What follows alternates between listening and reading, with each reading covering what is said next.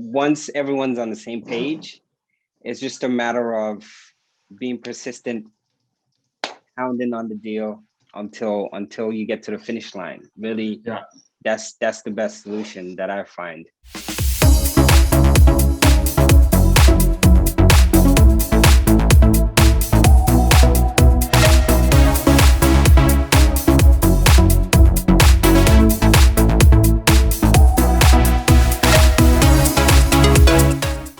Welcome to another episode of Building Prosperity with Commercial Real Estate. I'm your host, Gary Tsungu, and today we have Michael Greene on the show. Mike, thank you for being on.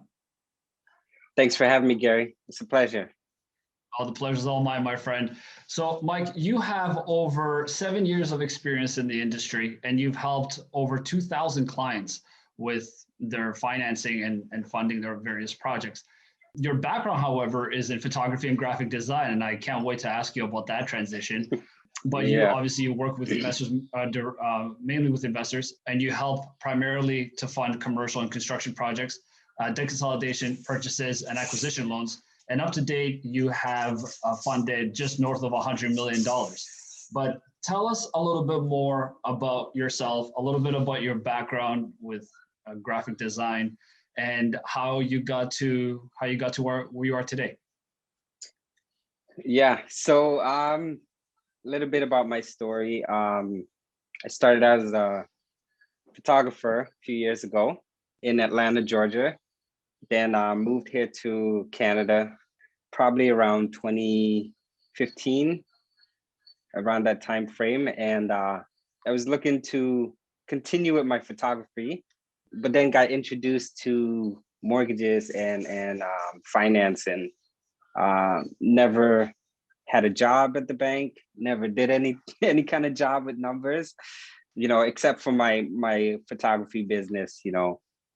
Other than that, really, working with financing the numbers and clients was something brand new to me. So interestingly, how I got into it, my wife's best friend, her husband is a broker, and he actually put the bug in my ear to say, hey, you're a pretty dedicated person. Why don't you give this a try? See how it works out.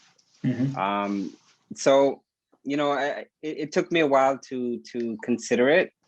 Probably a few months. I had to think about it, to think about the transition. I wasn't really looking to leave photography and graphic design because, I enjoyed doing that. That's what I love doing. But I wasn't taking it as serious as a business as I should have. I didn't really understand the power of making it a true business that's scalable, and that kind of kept me at a small scale. Right. So before, when you were thinking of getting into photography, what was it about photography that sort of attracted you to it? And the reason why I asked that is because there must have been something that helped you make the transition into mortgages. When you looked at it, it's like, hey, you know what? Even though I'm not good with money, I might actually really, really enjoy this, if not more, just as much as I enjoy photography. That's a great question, Gary. And the simple answer is I didn't know if I was going to like it. What really attracted me to mortgages was the fact that I work for myself. I like the idea of being an entrepreneur, being able to control my own income, my freedom, work when I please. When I don't feel like working, I don't have to work. Don't have a boss to answer to. That was what really attracted me to it. And the fact that there's no cap on the income. The income is dictated by how hard you want to work. And I love that. I love that concept. It gave me the drive to really actually hound in on it and want to pursue it even more. So the same week that I decided that I want to do it, I put down my camera, and honestly, I haven't picked it up since then. Oh, really? You didn't sell it, did you? You didn't sell it? No, I still have it. I still have it. Okay. I still have it. Every once in a while, I'll go take some pictures just to kind of see if I still have my skills. Nice. My eye for photography. But this journey has been a pretty interesting journey, and honestly, I wouldn't look back. There was something you mentioned about being an entrepreneur and being interested or being attracted to the mortgage business because it's got that entrepreneurial component where we don't have to answer to clients. But then again, I would beg to differ. You've had over 2,000 clients and they're all sort of your bosses one way or I was another. gonna say that, yeah, the clients are my bosses. That's it. I mean, Right. they're the only ones that I really have to please in a way, let's say. Yeah, I yeah, yeah. and they hold me to the fire. You know, when you're in finance, it's almost like being a parent, right? Like you're Mm-hmm. responsible. Mm-hmm. You're being looked at as like, hey, I need you to make this project happen or to make this acquire this land or this, you know, this Mm-hmm. property here. Mm-hmm. So, you know, the pressure is definitely on the broker Right. who's trying to fund that deal. You know, it's Yeah. Yeah. What was it about your entrepreneurial sort of nature, or I should mhm. ask, better yet, how did that come about? Like, what was it? Was it the environment that you were in Atlanta? Was there sort of like a catalyst in your life that sort of happened where it's like, you know what, I have to be my own boss? Yeah, I mean that's another great question. Interestingly enough, I've been my own boss over for a pretty long time, like 10, 12 years. Like even in Atlanta, I was, you know, I decided that I wanted to pursue my own career, do my own thing. That's why I started the photography business. Did that for a little while. And like I said, I wasn't taking it as serious enough to say, okay, I want to, you know, build a business to where I could scale it. I just kind of kept it like, you know, just solo proprietor, you know, Mm-hmm. doing everything Mm-hmm. myself, you know, getting the clients. Wasn't really doing ads or anything like that, you know, because Right. I didn't understand the power of it at the time. Right. Right. Okay. Um, Okay. yeah, so you know, that entrepreneurship has always been in me. Like I've from a long time ago, I decided that I was gonna be my own boss. Like Yeah. I Yeah. hated the 9 to 5 because honestly, being you're being held responsible for things that really don't benefit you a whole lot. You know, that Mm-hmm. position you're being, you know, you could be fired for something that's not even in your control, right? Right. And Right. all that time you spent getting to that position is lost Yeah. in a matter of seconds, in a Yeah. moment's notice, Yeah, and you know. it's funny you say that because time and time again, when you're in finance and when you have clients that are extremely tasking, you have to have your fate in your own hands, like you said, Oh, right? for 100%. You first of all, in finance, nothing is guaranteed. The Mm-hmm. only guarantee is what you put in your work, right? The Mm-hmm. amount Mm-hmm. of work you put into your file and getting your client to that finish line will dictate how well you do on that transaction. You know, I'm a firm believer Absolutely. in that. I've seen lots of files look like it's not going to work, and I just, you know, one thing that helps is knowing the process of these files and knowing what to expect and putting that expectation on your clients as well, right? Mm-hmm. So once everyone's on the same page, it's just a matter of being persistent, pounding on the deal until you get to the finish line. Really, Yeah. that's the best solution that I find. Yeah. Now there's a dime a dozen career paths you could have taken, right? There's a lot of career paths you could have taken aside from mortgages or commercial Mm-hmm. financing. But primarily, this show is about real estate. And so one thing that I like to learn about people is, I mean, for myself, I'll give myself an example. I was sort of Mm-hmm. I was introduced to real estate out of necessity, not because I sort of wanted to. I was too young to understand what I was doing, kind of helping out my dad, going to work with my dad. And I was Okay. I was like, okay, this is life. This is my life now. I really I don't have a say in on whether or not I go to work or not. And so that's sort of Right. how I got into real estate. But out of all sort of the career paths that you chose, why like you could have done You could have done life insurance. You could have done you could have chosen any other industry. Why real estate?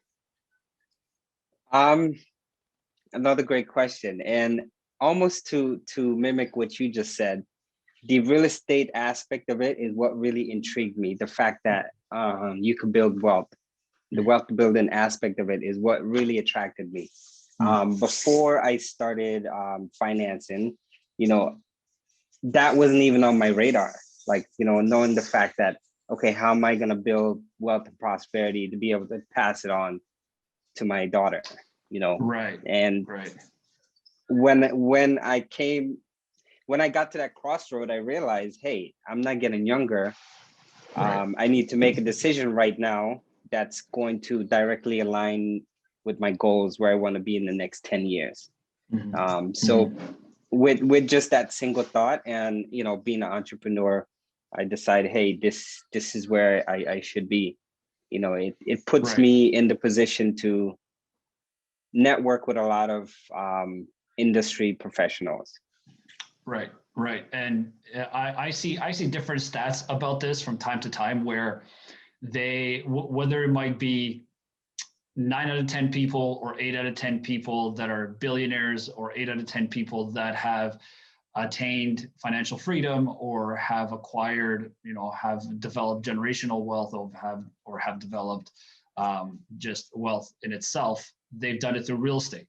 Now, regardless of what percentage that is, I hear 8 out of 10, 9 out of 10. One of the stats that I heard is that out of the top 100 Forbes list, 8 out of 10 of those, 8 out of the 10 top billionaires have made their wealth through real estate. And it's sort of like then the odds are on your side when you choose real estate. I want to switch gears a little bit and talk to you specifically about some deals. So some deals that you have experience with. I know our listeners and our watchers listen to us because they want to learn the ins and outs. Some of them are experienced, some of them are inexperienced. So tell us about a deal where it was extremely difficult because the developer had sort of made a mistake, and they could have sort of avoided either by calling you or by by being better prepared. What is sort of, you know, what was your contribution towards the deal to help them get it across the finish line? You want to know about my successes on the deal, or a difficult deal that I didn't get across the finish line? You know what? Those are both learning experiences, right? Because a lot of people they see you. It's like, oh wow, it's like that's a nice project. Like you're able, like, you know, that you were able to successfully complete that project, but nobody sees all the failures prior to that. Nobody sees it. They think it's sort of like an overnight success, but overnight successes take years to develop and years of mistakes. Like I don't think it's only overnight to the other person, right? Because they're seeing it for the first time. It's like, wait, what? And I have a funny story. I was actually going to buy a business, and I was there with my friend, and I had gone to meet with an advisor. And we were standing outside, and there was a lot of development happening around. And he was standing outside admiring all the development happening in the area, all the construction projects. And he's like, "Gary, you know what?" And I said, "What's up?" He goes, I can see myself being a developer." And I'm like, "Oh, really? You don't say." It's like, I think everybody can see themselves being a developer. The question is on whether or not you're willing to work for it and willing to sort of sacrifice and make all those mistakes. So good question on your part. So yeah, we can talk about you know, a project that didn't get across the finish line to kind of learn about some of the pitfalls that we can avoid. Okay, great. I mean, yeah, so I guess I could start off with a few projects that didn't make it across the finish line. So before I even dive into that, I kind of want to stress that a lot of these projects, especially on the development construction side, takes years, months, lots of hours dedicated to it, not just on my side, but also the developer or the borrower, the person who's coming to me for that, you know, to help them with that transaction. So they've spent a lot of money and a lot of time into the project to even, you know, before they could even consider financing, right? And that's just the nature of the business. it comes with a certain level of not experience in a way, but yes, experience do play a big role. It comes with a certain level of effort, right? Let's say. So first off, everyone wants to pay the lowest interest rate. That no matter what kind of financing you're doing, that's typically the number one question they go to. What's the lowest I can get it, cheapest I can pay, Yeah. Cheapest fees, all of that stuff. Right. So before the deal even comes to a broker, typically that borrower has already approached the bank or have considered a bank or have sent their file to a bank. And, that also speaks on how experienced they are as well, because we all know, well, it might not be common knowledge, but when you're dealing with construction development projects, unless you have a high net worth, typically private financing is the way you will get that deal across the finish line. I'm not sure if that's common knowledge. Most may think, you go to the bank, you get a loan, you present your business plan, your project, and they'll fund you. That's true, but the successes with the bank is far lower than the success on the private side, just because of that flexibility that the private financing allows you to have, right? And you need flexibility when you're doing construction development projects. A number of things can go wrong that are out of your control. You need that flexibility from the, to have sort of not just a lender or the private financing on your side.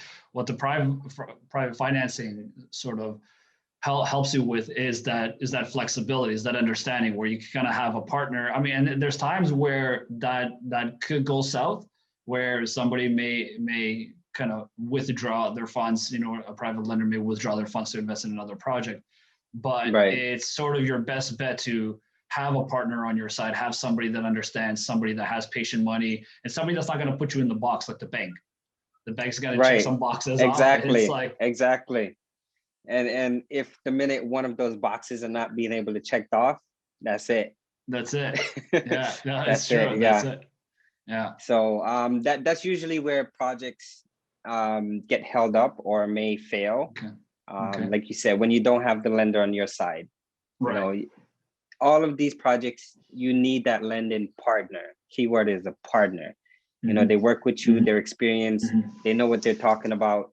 They know what the pitfalls are, and they can anticipate that and even look at your project and kind of know how close to that pitfall you are, right? Because every development construction project comes with a huge risk, only because the equity is being built up over time as the project gets more and more completed, right? So that you're not having all the funds or the benefit of having the project completed in the beginning, so you can use that equity to your leverage.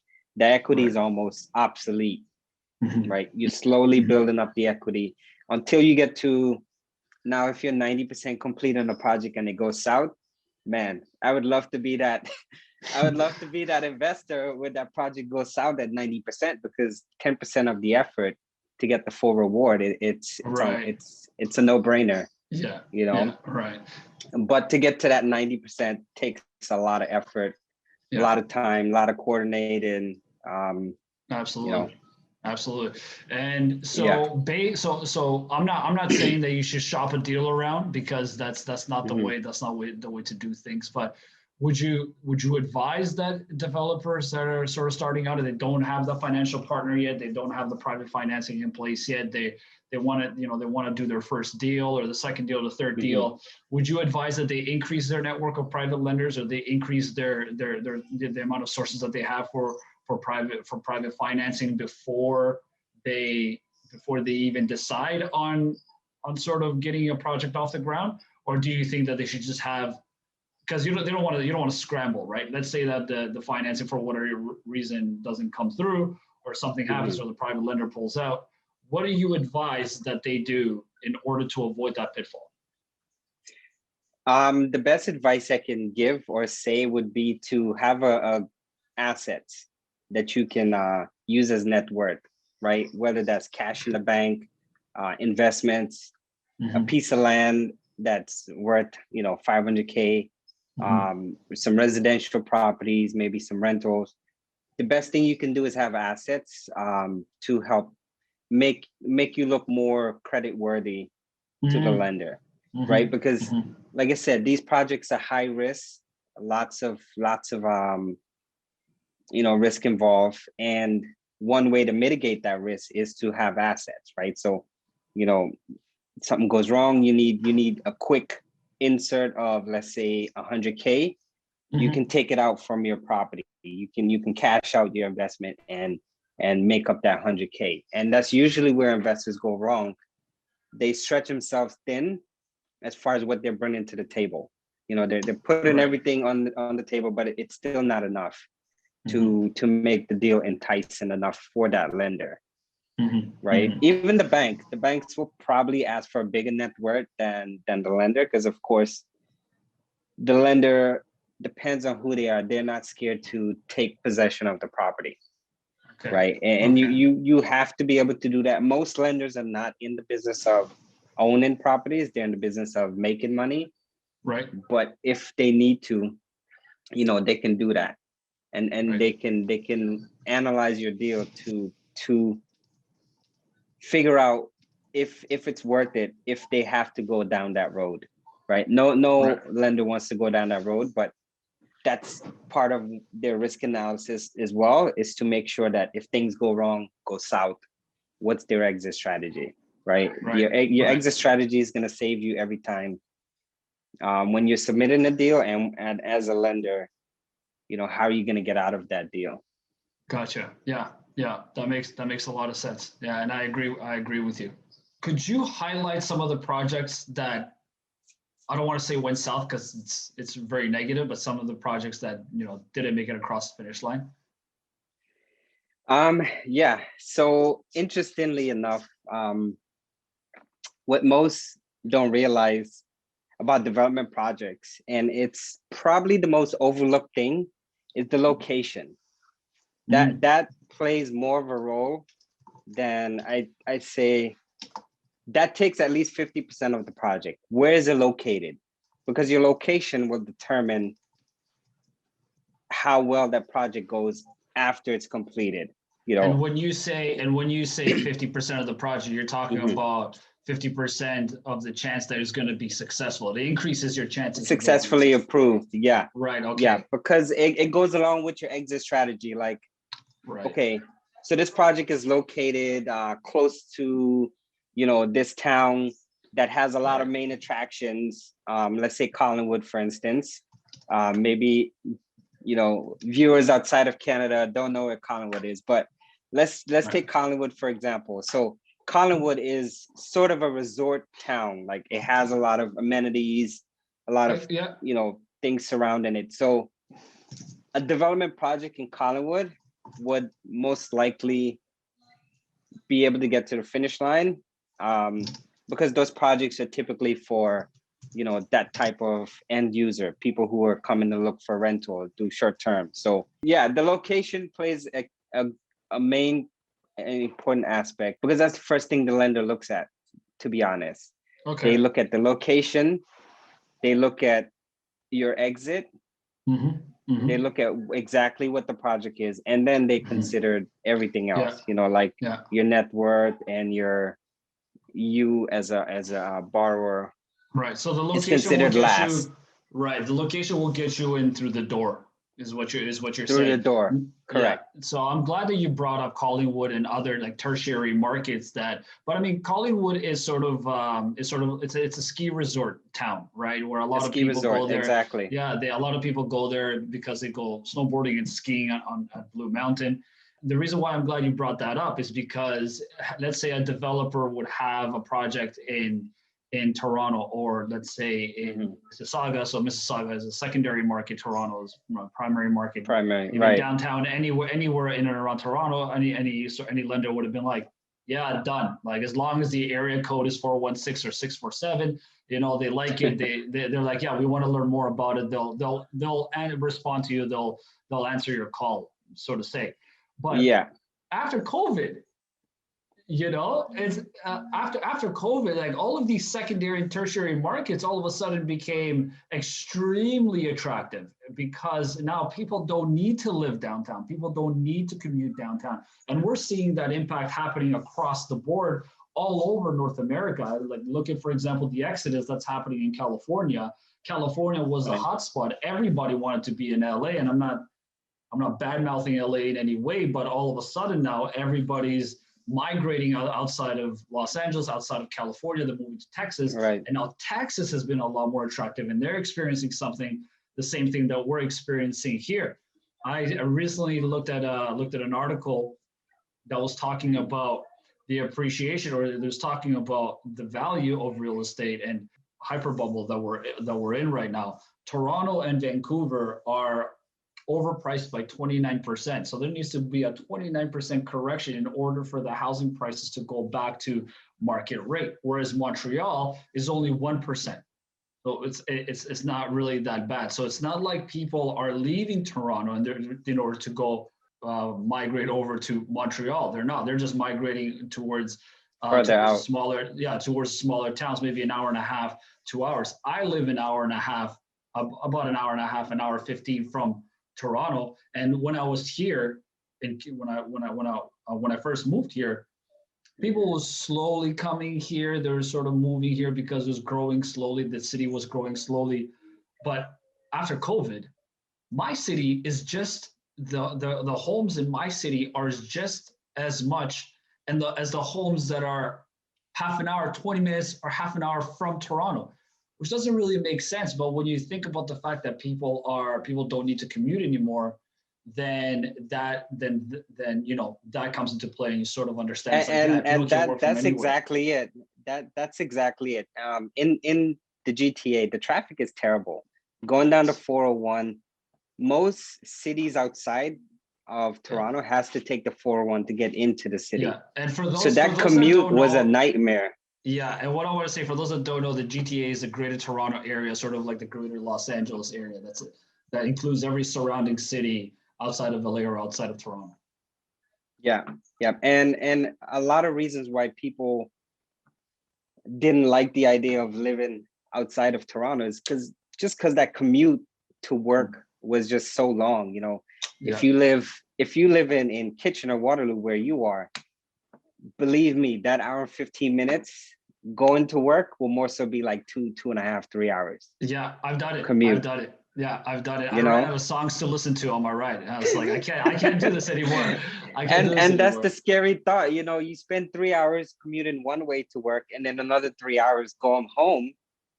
What kind of hours does that leave you for, you know, your life? Yeah, true. You know, and so taking COVID into account and kind of circling back to lenders approving a project based on the location. Right. They sort of changed their strategy. You know, now I know projects. Or they did it. The lenders that you're working with, like, how are they looking at it? They haven't changed their strategy. They're just expanding their lending zone based on the migration of that city, right? Okay. So for instance, you know, they're going to rural areas like Woodstock. Now Woodstock is very popular. London has been popular, but London is like, so there's the GTA, then there's KWC, and then there's London as the third largest, let's say, community area where people typically migrated to. Right. Now they're going everywhere. They're going to Barrie, they're going out east to Kingston and Belleville, those sort of places. The cottage country right now is blowing up. Yeah, it's absolutely blowing up. It's crazy. There's a cottage. There's a city. There's a cottage city or a cottage town, call it. That's about 3 hours north of Toronto, Muskoka. And I know a developer who is building condominiums in Muskoka, and they're starting at 600,000. And Wow. just like you said, he's gonna need private financing. But the private financing, it's still coming in. People are still interested in financing, and not only that, he has pre-sold about 20% to 30% of the units already. And so it kind of goes to show that there's a lot of confidence on these tertiary markets that aren't Toronto, that aren't primary markets. And that wasn't there pre-COVID. Now, pre-COVID, No. it was really hard to even get a lender to look at a deal like that. Yeah. Yeah. Where now it's like they'll consider it.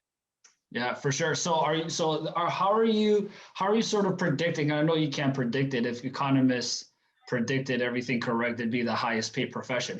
But so no pressure on you, using your hypothetical crystal ball. But where are you predicting, financing is, in what direction do you think financing is going? Do you think that we're going to keep seeing a lot of comfort from lenders lending on projects outside of primary markets, or do you think it's going to cool down a little bit? Like, what do you think is going to be the catalyst that's going to tell lenders, wait, hold on a second, maybe we shouldn't be lending there? Because I'll give you an example. Offices are opening again. Everybody's got the vaccine. Everybody's moving back to the city if that happens. But what do you think is going to be something that's going to tell lenders to kind of pump the brakes? Exactly, when that happens, when everyone starts to shift back to the office environment, it's going to change where people want to be, right? Because the number one thing that drives the economy is jobs, right? And if you don't have a job, you're not able to buy groceries, pay your mortgage, those sort of things. So if you move to, let's say, an outer city, Woodstock, London, but you were normally in Toronto, your job may have said, okay, yeah, you can work from home for the next year or two, or the next unforeseen future. And like you said, everyone gets vaccinated, the door starts opening, the office starts opening. Now they want you back in the office so they can micromanage you, like most companies like to do, right? When that happens, that's when we're going to see a shift. Not necessarily in the GTA or the main cities. We're going to see shift in those outer cities where you paid $500K for a home, 2-3 years ago, and you're looking to move back to Toronto, and you're expecting to sell it for the appreciated value of maybe $600-700K. Right. You'd be surprised if you sell it for less than what you bought it for 2 years ago. Right. That's scary. And that's where I think a lot of people are going to be hit hard, is when that starts to happen, when those cities are no longer cities that people are looking to move to.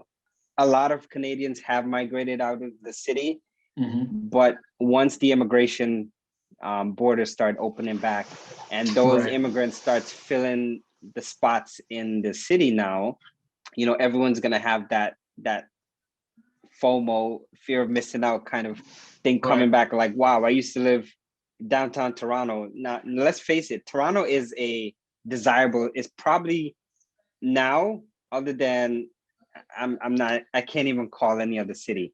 It's probably one of the most desirable cities to be in right now. Everyone wants to move to Toronto. Everyone wants to live in Toronto. It's easy to find jobs if you have if you have the skill set and the degrees. It's very easy to find jobs in Toronto because there's so many companies in Toronto.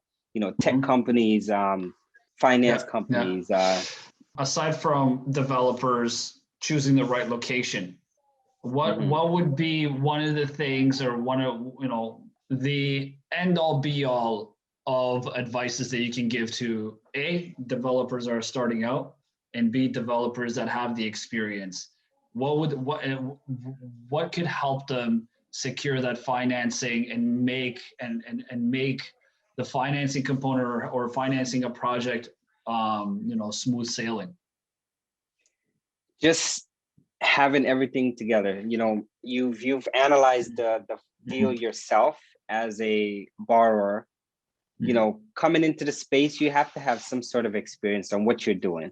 No lender, no matter the net worth, the other thing they look at is your experience in that space of what you're trying to do. That plays a big role. Experience in that space of that specific asset class. We're talking about high-rise townhouses. Right, correct. So subdivision, if you're looking to develop a subdivision, other than the location, okay, great, it's located in Toronto. Right. The next question is, what experience does this borrower or the builder have with this type of project? Because that's key on the success of the build itself.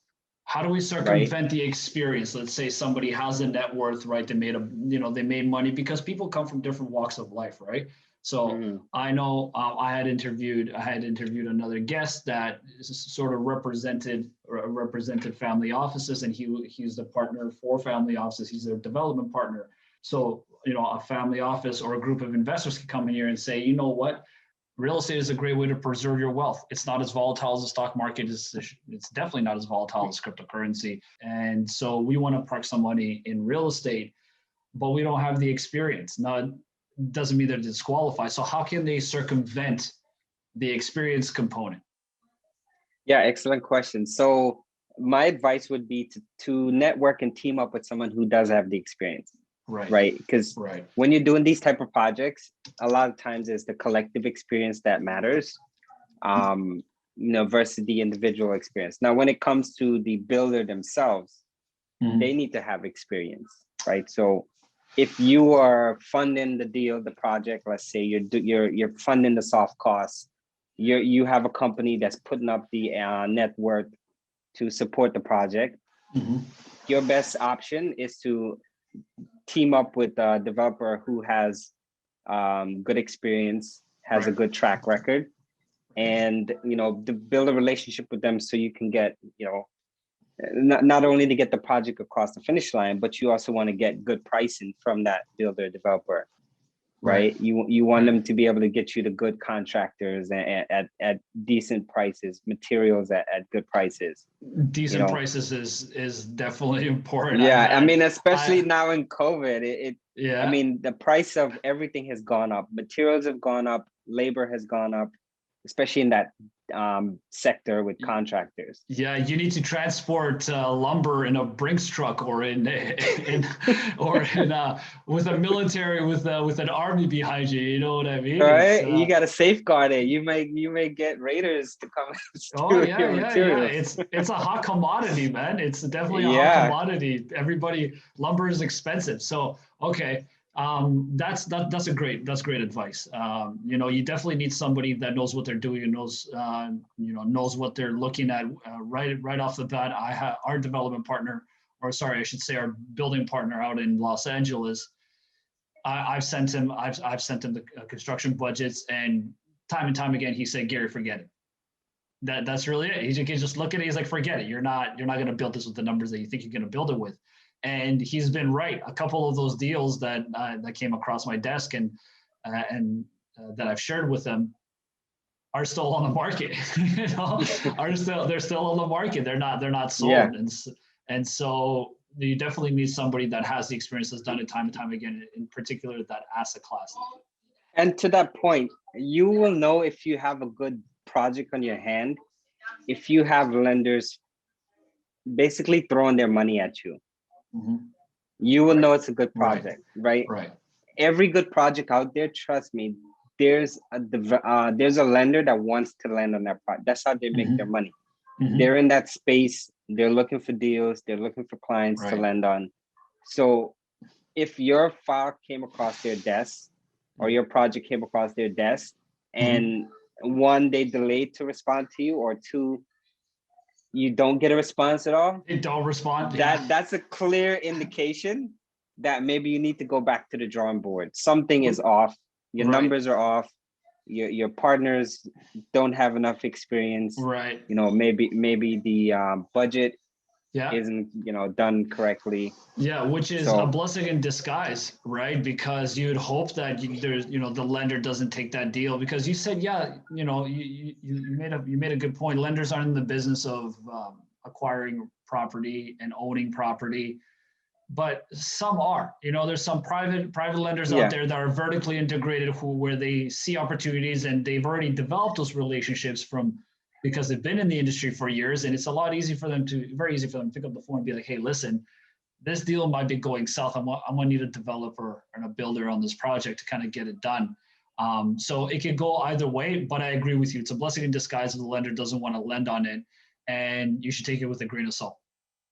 And hopefully you're not working with a lender that will try to take your deal, because those are predatory lenders that you don't want to work with, right? Because 9 times out of 10, they want you to fail on the project. Right. Right. So, like, to your point, some of them do lend because they know you're going to fail. They won't give you enough funds that you need. And when you go back to the table to get more funds, that's when you get into trouble. They'll give you all the excuse why they can't increase the loan, why they can't do anything else. And then it's up to you now to either, one, find your own financing, or put the project at more risk by possibly going to get a second mortgage at that point, which is extremely hard to do when you're in the middle of a development project. You have to be a certain percentage complete for that to possibly happen. Maybe like, what's the percentage? You're at 90, maybe you're at that 90%.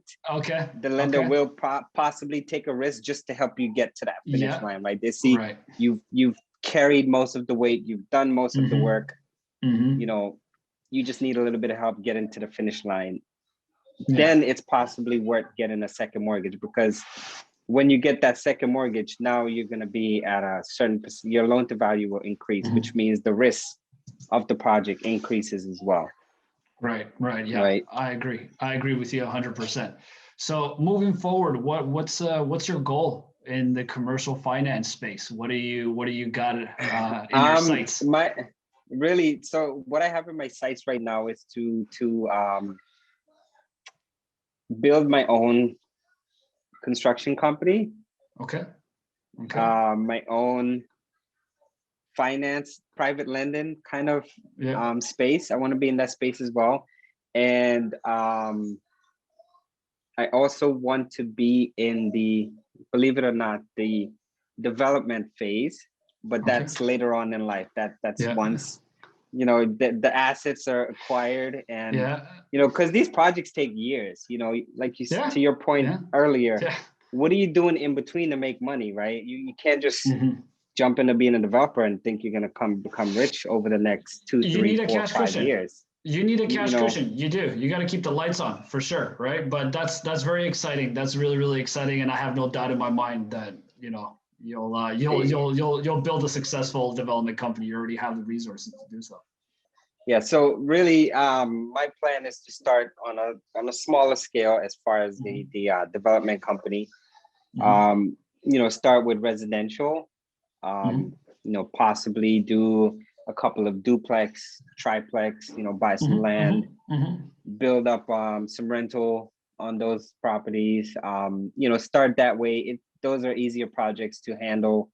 Once you've done, 5, 10, 20 of them, that is just, the rest becomes easy, because now you, instead of going from like four, let's say single family, you just scale that up. Now you're doing a 20 apartment high rise or mid rise, and you're taking on a little bit more risk, but the concept is still there, right? You still have to follow the same steps.